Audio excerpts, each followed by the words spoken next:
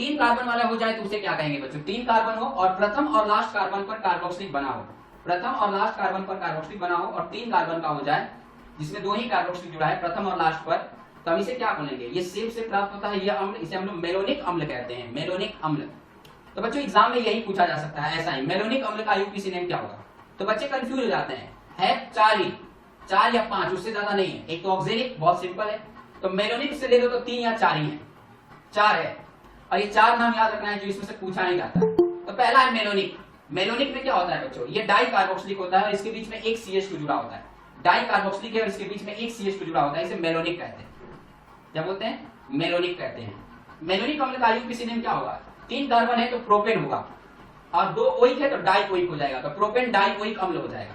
Numbering दिखाना हो तो दिखा सकते हैं 1,3। तो अगर बच्चों प्रोपेन 1,3 डाइओइक अम्ल लिखे तो भी सही है, और ये नंबरिंग ना लिखे 1,3 ना लिखे तो भी सही है, क्योंकि नंबरिंग नहीं दिखाने का मतलब ये होता है कि ये दोनों कार्बोक्सिलिक प्रथम और लास्ट कार्बन पर जुड़े हैं। ध्यान रखना बच्चों, अगर नंबरिंग नहीं दिखाया जाए तो ये दोनों कार्बोक्सिलिक प्रथम और लास्ट कार्बन से जुड़े हैं, इसका मतलब यही होता है। तो हम इसे प्रोपेन 1,3 डाइओइक अम्ल कह सकते हैं। ये बहुत इंपॉर्टेंट है बच्चों, और ये इस बार का पेपर में आया हुआ था और इसमें बहुत सारे बच्चे कंफ्यूज भी हुए थे, बहुत सारे बच्चों ने छोड़ दिया था। ये बहुत इजी है बच्चों। अगर ये भी डाई कार्बोक्सिलिक है लेकिन इसमें दो CH2 जुड़े हैं, दो CH2 मेथिलीन समूह दो है, एक मेथिलीन समूह CH2 फिर इसके बाद CH2, ऐसे भी लिख सकते थे CH2-CH2, ऐसा भी लिखा जा सकता है। तो बच्चों दो मेथिलीन आ जाए डाई कार्बोक्सिलिक के साथ, इसे बोलते हैं सक्सिनिक अम्ल, और यही एग्जाम में पूछा गया था कि सक्सिनिक अम्ल का आईयूपीएसी नेम क्या होगा। बहुत सारे बच्चे कंफ्यूज हो गए थे और सक्सिनिक अम्ल का आईयूपीएसी नेम नहीं लिख पाए थे, जबकि मैंने बताया बच्चों तीन चार ही ऐसे हैं, एक मेलोनिक हो गया और एक सक्सिनिक हो गया, एक ग्लूटेरिक हो गया और एक एडिपिक हो गया, बस चार ही याद रखना है, चार अपने सिलेबस में। एडिपिक पहले से आप लोग जानते हैं, 10th क्लास में भी आप लोगों ने एडिपिक अम्ल के बारे में पढ़ा है, एडिपिक अम्ल। तो देखा जाए तो तीन ही है, एक मेलोनिक है, एक सक्सिनिक है और एक ग्लूटेरिक है। मेलोनिक, सक्सिनिक और ग्लूटेरिक तीन ही ऐसे डाई कार्बोक्सिलिक है जो आपको याद करने होंगे। तो मेलोनिक जिसमें एक मेथिलीन होता है, सक्सिनिक जिसमें दो मेथिलीन होते हैं डाई कार्बोक्सिलिक के साथ। तो बच्चों कुल मिलाकर कितने कार्बन हो गए, चार हो गए, चार हो गए, तो इसका नाम हो जाएगा ब्यूटेन 1,4 डाइओइक अम्ल। तो बच्चों हम इसे 1,4 को हटा भी सकते हैं और ब्यूटेन डाइओइक अम्ल भी लिख सकते हैं। और इसको बच्चों नहीं लिख पाए थे बच्चे, पेंटेन लिख दिया था बच्चों ने, बहुत सारे बच्चों ने पेंटेन, तो उसने कुछ लिख दिया था। तो ये ध्यान रखना है बच्चों, बहुत सारे बच्चों को ये मानता था कि ये सैलिसिलिक अम्ल है, सक्सिनिक अम्ल को सैलिसिलिक अम्ल समझ लिए थे बहुत सारे बच्चों ने, सैलिसिलिक अम्ल। तो सैलिसिलिक अम्ल का आईयूपीएसी नेम लिख दिया था बहुत सारे बच्चों ने। तो ये सक्सिनिक अम्ल है बच्चों, ये डाई कार्बोक्सिलिक होता है, ये ध्यान रखना। उसके बाद आता है बच्चों ग्लूटेरिक। ग्लूटेरिक में क्या होता है, ये डाई कार्बोक्सिलिक के साथ तीन मेथिलीन होते हैं, CH2 तीन मेथिलीन, हम इसे ग्लूटेरिक कहते हैं, ग्लूटेरिक अम्ल। तो बच्चों तीन ही याद रखना है, एक मेलोनिक, एक आपको सक्सिनिक और एक ग्लूटेरिक। मेलोनिक में एक मेथिलीन होता है, सक्सिनिक में दो मेथिलीन होते हैं और ग्लूटेरिक में तीन मेथिलीन होते हैं। कुल कार्बन कितने होते हैं बच्चों, तो तीन मेथिलीन और दो कार्बोक्सिलिक, कुल मिलाकर 5 हो गए बच्चों। तो इसे हम मेथिलीन बोलते हैं, CH2 को मेथिलीन कहा जाता है। तो तीन मेथिलीन और कितने हो गए बच्चों, दो कार्बोक्सिलिक हो गए। तो हम इसका नाम क्या रखेंगे बच्चों, पेंटेन डाइओइक अम्ल, या अगर नंबरिंग लगाना हो तो 1,5 डाइओइक अम्ल लिख सकते हैं। इसके बाद वाले अम्ल को आप लोग जानते हैं बच्चों पहले से, नाइलॉन 66 के बारे में जानते होंगे। और नाइलॉन 66 जब बनाया जाता है तो उसमें एक अणु होता है, उसका नाम होता है बच्चों एडिपिक अम्ल। अगर एक और होता है हेक्सामेथिलीन एमीन डाइएमीन, तो उसको तो नहीं लिखेंगे, डाइएमीन वाला तो नहीं लिखा जाएगा, लेकिन यहाँ पर एडिपिक अम्ल के बारे में पढ़ेंगे बच्चों। तो इसे हम क्या कहते हैं बच्चों, एडिपिक अम्ल कहते हैं। 4 मेथिलीन और 2 कार्बोक्सिलिक, डाई कार्बोक्सिलिक होता है एडिपिक एमीन, सॉरी एडिपिक अम्ल। तो बच्चों यहाँ पर हो गया 2 कार्बोक्सिलिक और 4 मेथिलीन, इसे बोलते हैं एडिपिक अम्ल, जिससे नाइलॉन 66 बनाया जा सकता है। इसके साथ एक और अणु होता है, उसे बोलते हैं हेक्सामेथिलीन डाइएमीन, हेक्सामेथिलीन डाइएमीन, ये कॉमन नेम होता है दोनों का बच्चों। तो इसका भी एक कॉमन नेम है एडिपिक अम्ल। इसका आईयूपीएसी नेम क्या होगा, तो कुल मिलाकर 6 कार्बन हो गए। तो 6 कार्बन है तो इसे क्या बोलेंगे बच्चों, 6 कार्बन है तो क्या बोलेंगे, हेक्सेन या हेक्सा भी कहा जाता है, आप लोग को मालूम है, हेक्सा भी लिख सकते हैं, केवल हेक्सा, हेक्सा डाइओइक अम्ल ऐसा भी लिखा जा सकता है। अगर आप हेक्सेन ना लिखे तो हेक्सा डाइओइक अम्ल भी लिख सकते हैं। तो हमने लिखा यहाँ पर हेक्सेन 1,6 डाइओइक अम्ल। तो बच्चों 1,6 को ना लिखो तो आप हेक्सा डाइओइक अम्ल भी लिख सकते हैं या हेक्सेन डाइओइक अम्ल भी लिख सकते हैं। ये नाम होता है बच्चों, ये बहुत इंपॉर्टेंट है, ये ध्यान रखना है बच्चों, इनमें से क्वेश्चन आते रहते हैं। अब बच्चों हम लोग ऐसा संरचना देखेंगे जिसका सिर्फ आईयूपीएसी नेम पढ़ना है, इसका कॉमन नेम नहीं पढ़ना है। ऐसे 2 है, पहला ये। तो बच्चों अगर 3 कार्बोक्सिलिक जुड़ा हो तो हम लोग क्या करते हैं, तीनों कार्बोक्सिलिक जुड़ा हो तो आप लोगों को मालूम ही है, ये आप लोग 11th क्लास में पढ़ चुके हैं। 3 कार्बोक्सिलिक जुड़ा हो तो हम इनको बोलेंगे प्रोपेन, और तीनों COH किसी भी तरह से एक वर्ड रूट में नहीं आ सकते। 2 को लोगे तो तीसरा छूट जाएगा, इसलिए आप तीनों को छोड़ देते हो, तीनों कार्बोक्सिलिक छूट जाएगा। और ये 3 हम लोग वर्ड रूट को मानेंगे तो लिखेंगे प्रोपेन 1, 2, 3। अब यहाँ पर ट्राइओइक नहीं लगेगा, यहाँ पर लिखेंगे ट्राई कार्बोक्सिलिक अम्ल। क्या लिखेंगे बच्चों, ट्राई कार्बोक्सिलिक अम्ल, जिसे आप 11th क्लास में पढ़ चुके हैं। उसके अलावा बच्चों ये एक फॉर्मूला है, इसका IUPAC ने बताना है, तो ये बहुत सिंपल है। मोनो है 1, 2, 3, 4 ही आप लोगों को कार्बन है, इसमें ब्रांच में ये है और ये है। इसको पहले नंबरिंग दे देते हैं, इस कार्बन को 1, पास वाले कार्बन को 2 और बाकी सबको 3 और 4 नंबर दे दिया। तो बच्चों 2 पर है मेथिल और 4 पर है ब्रोमो, तो पहले किसे लिखेंगे, ब्रोमो को लिखेंगे कि मेथिल को लिखेंगे। तो अल्फाबेटिकल पहले ब्रोमो आएगा, तो 4 ब्रोमो 2 मेथिल, इस ई को हटा दोगे तो चल जाएगा। और 4 कार्बन है तो लिखेंगे ब्यूटेनोइक अम्ल। क्या लिखेंगे बच्चों, ब्यूटेनोइक अम्ल।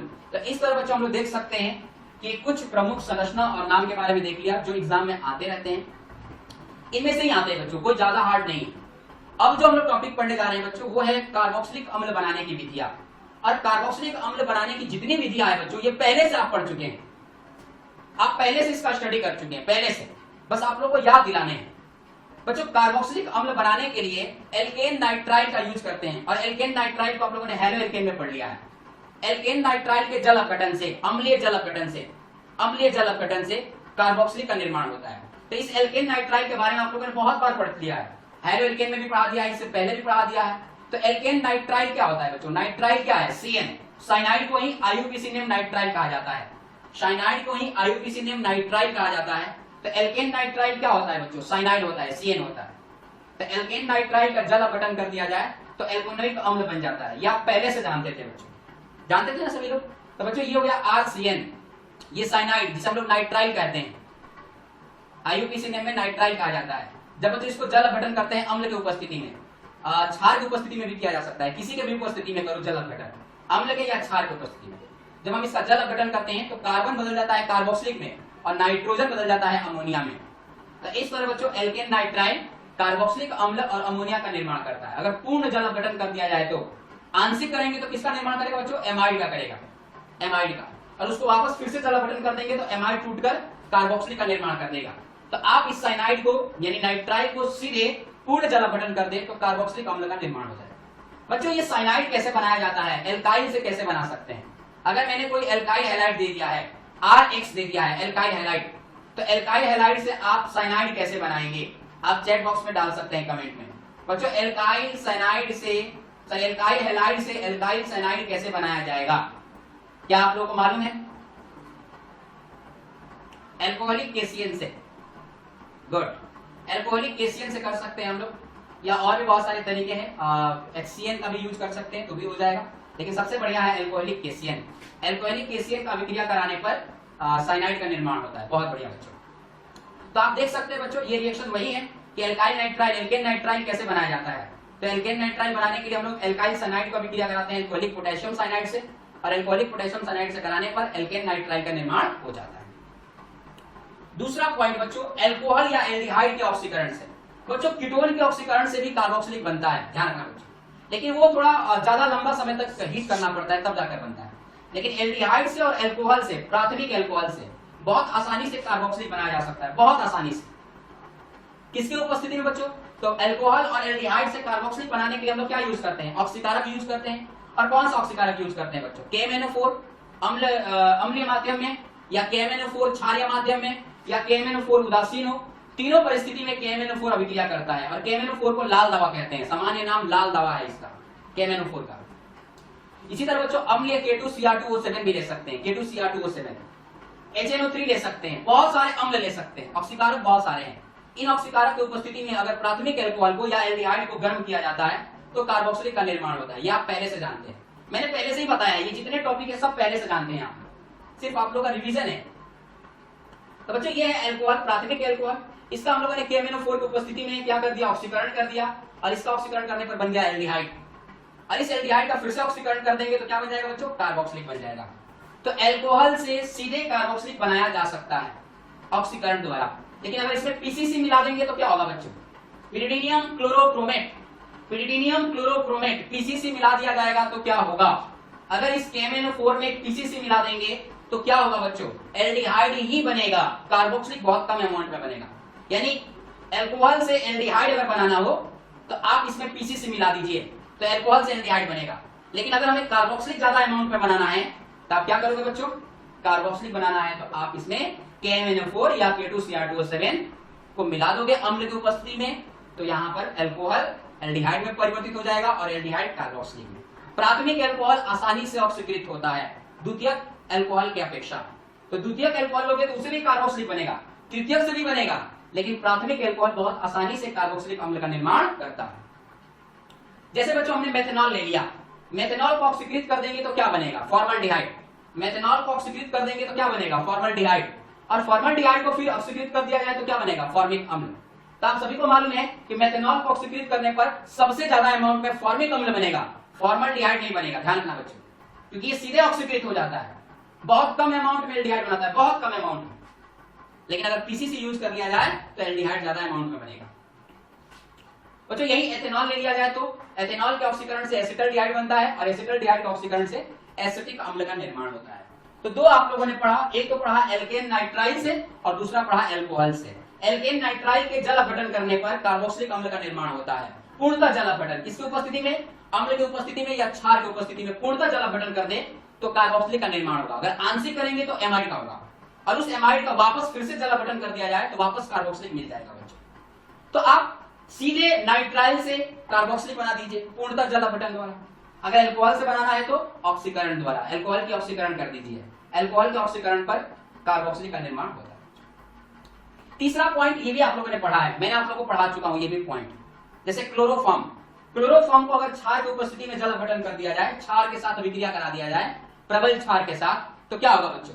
कार्बोक्सिलिक अम्ल का निर्माण होगा। तो 1,1 ट्राई हैलोजन, यानी ऐसा कोई हमने हैलोजन लिया जो ट्राई हैलोजन है, और ये तीनों ट्राई हैलोजन एक ही कार्बन से जुड़े हैं, ये भी ध्यान रखना है बच्चों, ये भी विशेष ध्यान रखना है।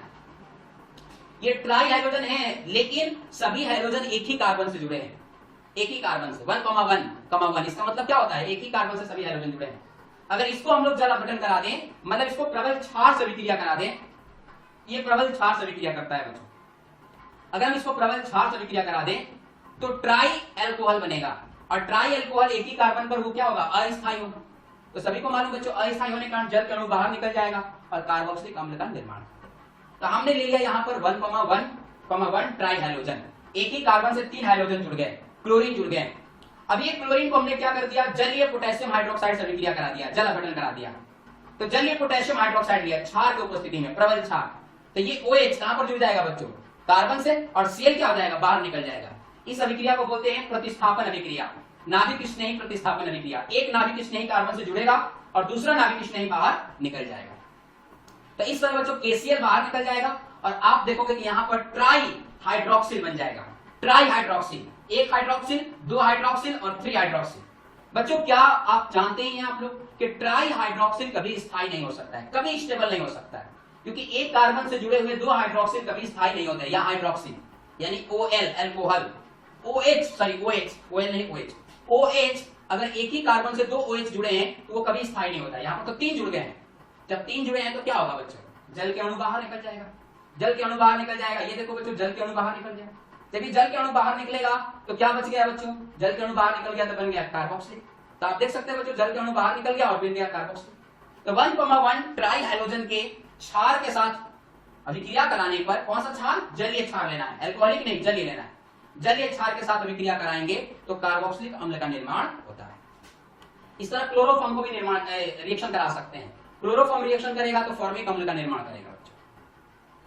नेक्स्ट बच्चों आप देख सकते हैं 1,1 ट्राइक्लोरोइथेन, 1,1 ट्राइक्लोरोइथेन, 2 कार्बन है तो इथेन बोलेंगे, और एक ही कार्बन पर तीनों क्लोरीन जुड़े हैं तो 1,1 ट्राइक्लोरोइथेन। अगर इसका हम लोग क्या करेंगे? क्षारीय जल अपघटन करा देंगे तो क्या होगा बच्चों? क्षारीय जल अपघटन कराएंगे तो यहाँ पर होगा नाभिक स्नेही प्रतिस्थापन अभिक्रिया। एक नाभिक स्नेही जुड़ जाएगा और दूसरा बाहर निकल जाएगा, जिससे KCl बाहर निकल गया और OH जुड़ गया। अब ये स्थायी होगा नहीं, स्थायी नहीं होगा तो क्या होगा? जल के अणु बाहर निकल जाएंगे, और जल के अणु बाहर निकलने के बाद कार्बोक्सिलिक अम्ल का निर्माण हो जाएगा। तो ये जल के अणु बाहर निकल गया, यहाँ पर बन गया कार्बोक्सिलिक, और ये कौन सा कार्बोक्सिलिक है बच्चों? एसिटिक अम्ल है। कौन सा अम्ल है? एसिटिक अम्ल है। तो इस तरह बच्चों आप लोग देख सकते हैं। बच्चों आप नेक्स्ट देख सकते हैं ग्रिग्नार्ड अभिकर्मक द्वारा। ग्रिग्नार्ड अभिकर्मक द्वारा भी कार्बोक्सिलिक अम्ल का निर्माण किया जा सकता है। यदि ग्रिग्नार्ड अभिकर्मक पर कार्बन डाइऑक्साइड गैस को प्रवाहित किया जाए तो कार्बन डाइऑक्साइड से अगर विक्रिया कराया जाए ग्रिग्नार्ड अभिकर्मक को और उसका अम्लीय जल अपघटन करा दें, ग्रिग्नार्ड अभिकर्मक को कार्बन डाइऑक्साइड के साथ विक्रिया कराकर जल अपघटन करा दिया जाए तो कार्बोक्सिलिक अम्ल का निर्माण हो। बच्चों ग्रिग्नार्ड अभिकर्मक का जनरल फॉर्मूला क्या होता है, जनरल सूत्र क्या होता है, सामान्य सूत्र RMgX, यही होता है ना बच्चों ग्रिग्नार्ड का। और कार्बन डाइऑक्साइड का क्या होता है बच्चों, CO2। अब बच्चे सोच रहे हैं कि कार्बन डाइऑक्साइड पर तो चार्ज होगा नहीं, क्योंकि ये तो चार्ज हो नहीं सकता है, दोनों ऑक्सीजन है, दोनों एक दूसरे को खींच लेते हैं जिससे चार्ज बनता नहीं है, ये तो ध्रुवीय होता नहीं। जब ये ध्रुवीय नहीं है तो आक्रमण कैसे करेगा। तो बच्चों ये ध्रुवीय कैसे बनता है, ये बनता है बच्चों, हाँ ये बनता है किसके कारण, ये बनता है ग्रिग्नार्ड अभिकर्मक के कारण। कैसे बनता है बच्चों, तो देख सकते हैं बच्चों ग्रिग्नार्ड अभिकर्मक पे R पर आएगा नेगेटिव चार्ज और मैग्नीशियम पर आएगा पॉजिटिव चार्ज। जब बच्चों मैग्नीशियम पर पॉजिटिव चार्ज आएगा तो ये किससे इलेक्ट्रॉन खींचेगा, ऑक्सीजन से, ऑक्सीजन से इलेक्ट्रॉन खींचेगा, खींचेगा कि नहीं। इस पर प्लस चार्ज आने के कारण ये ऑक्सीजन से इलेक्ट्रॉन खींचेगा। और जब ये ऑक्सीजन से इलेक्ट्रॉन खींचेगा तो ऑक्सीजन किससे इलेक्ट्रॉन खींचेगा, कार्बन से। तो कार्बन से खींचेगा इलेक्ट्रॉन तो ऑक्सीजन पर क्या आ जाएगा बच्चों, नेगेटिव चार्ज, क्योंकि कार्बन और ऑक्सीजन का पाई बॉन्ड टूट जाएगा और यहाँ पर ऑक्सीजन पर आ जाएगा बच्चों नेगेटिव चार्ज, और कार्बन पर क्या आ जाएगा बच्चों, पॉजिटिव चार्ज। तो इस तरह ये आप लोगों का क्या हो जाएगा बच्चों, ध्रुवित हो जाएगा। तो इस ग्रिग्नार्ड अभिकर्मक के द्वारा ये ध्रुवित हो गया। अब इस ऑक्सीजन, ये ऑक्सीजन किससे जुड़ जाएगा बच्चों, MgX से, और पाई बॉन्ड टूट जाएगा, पाई बॉन्ड टूट कर ऑक्सीजन पर चला जाएगा और ये ऑक्सीजन जुड़ जाएगा MgX से। और इस कार्बोकैटायन से कौन जुड़ जाएगा बच्चों, इस कार्बोकैटायन से जुड़ जाएगा कार्बोएनायन। तो आप देख सकते हो बच्चों MgX ऑक्सीजन से रिएक्शन कर लिया और कार्बोएनायन कार्बोकैटायन से रिएक्शन कर लिया। तो इस तरह आप लोग देख सकते हैं यहां पर बन गया ग्रिग्नार्ड अभिकर्मक के योगात्मक अभिक्रिया। तो ग्रिग्नार्ड अभिकर्मक के योगात्मक अभिक्रिया बन गया, संयोगात्मक उत्पाद बन गया, ग्रिग्नार्ड अभिकर्मक के योगात्मक उत्पाद बन गए। अब इसका क्या करेंगे हम लोग, जल अपघटन करेंगे, अम्ल की उपस्थिति में जल अपघटन। तो कार्बन डाइऑक्साइड एक अम्ल के भांति कार्य करता है, आप सीधे जल डाल दोगे तो भी रिएक्शन हो जाएगा और थोड़ा सा अम्ल मिलाओगे तो भी रिएक्शन होगा, आपके ऊपर डिपेंड करता है। हमने केवल जल डाल दिया, जल डालेंगे तो क्या होगा बच्चों, जल के डालने से यहाँ पर बन जाएगा कार्बोक्सिलिक और उधर बन जाएगा बच्चों MgOHX। तो इस तरह बच्चों देख सकते हैं H इससे जुड़ जाएगा तो ये बन जाएगा कार्बोक्सिलिक और ये बन जाएगा बच्चों MgOHX। तो इसके जल अपघटन करने पर यहाँ पर बन गया कार्बोक्सिलिक और यहाँ पर बन गया MgOHX बन गया। तो इस तरह आप लोग देख सकते हैं बच्चों। नेक्स्ट जो रिएक्शन है बच्चों इसे हम लोग कल करेंगे।